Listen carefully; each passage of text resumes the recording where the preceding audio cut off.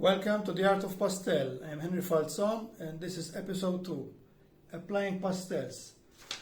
Now, there's so much theory I would like to cover that I think it would be a bit boring to just do episodes with theory. So today I'm going to do a practical, I'm going to do a demonstration with some pastels, so it's about application. I will try to slip in one episode of theory, one episode of practice, so we keep things moving on in a leisurely way.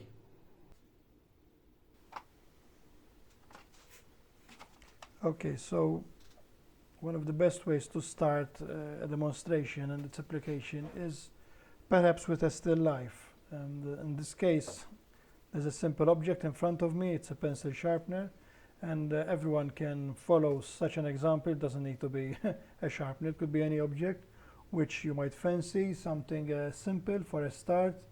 And a still life stays there in front of you. It's easy to do a drawing of it and check out the light sources from it and work it from there.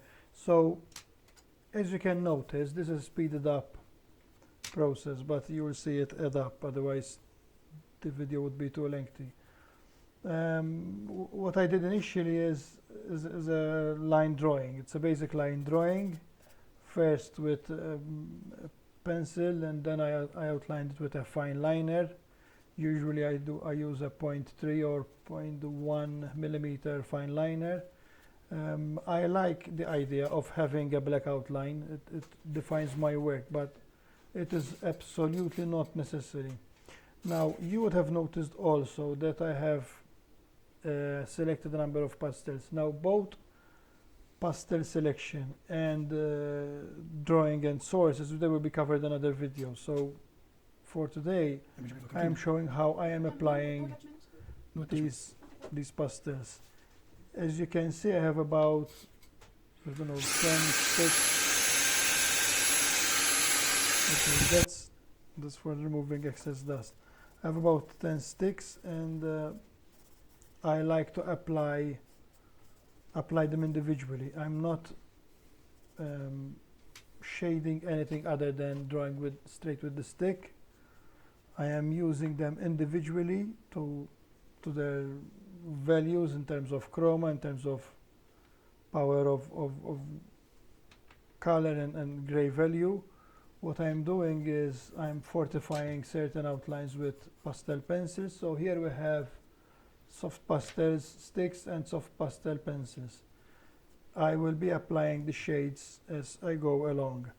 I am a pointillist, that's my technique, and I just apply one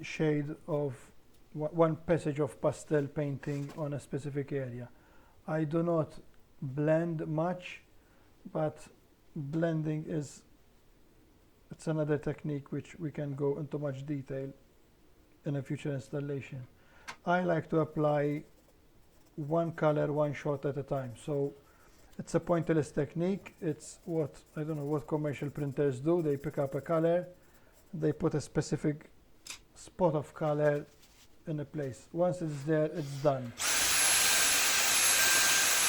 As you can see, pastels generate a lot of dust, so it is very convenient that you keep a small vacuum cleaner or some other device where you can soak up any excess dust. That way you have no trouble whatsoever in keeping your studio very clean. And here I'm doing further details. Now you notice how big and grubby the pastel sticks are. It's something you have to live with because pastel sticks usually come in chunky sizes. But then there's the pastel pencils where you can add those fine details. I also use pastel pencils to burnish in the pastels into the pores of the paper. That's another technique I will be showing you. Okay, that's a normal charcoal pencil I use a lot. This is a kind of layering technique I'm doing now. First I did a deep purple and then I went over with a charcoal. Okay, I'm doing shadow areas, a lighter shadow. All the purples and blues here that have been used are all related to one another. So color selection is a very, very important process. As you can see, I'm redefining detail here. You can keep on detailing and sort of polishing your work to a good deal until you get it to photographic levels. But that's not the scope of what we're doing today. And soon I will be applying the background shading, so I will, yeah, that's it. That's an ochre. As you can see, there's a brand of pastel. They're excellent pastels. They're made in the UK. You will find a link where you can purchase both in Malta and internationally. We can purchase most of the products that I will be using. So if you want to follow up with the exact brands and makes, you can do it. I will also be covering how to select pastel and pastel brands in other installations. So this is pretty much the demonstration that I'm doing today. As you can see, I have used several techniques and how I'm holding the pastel and pastel pencils.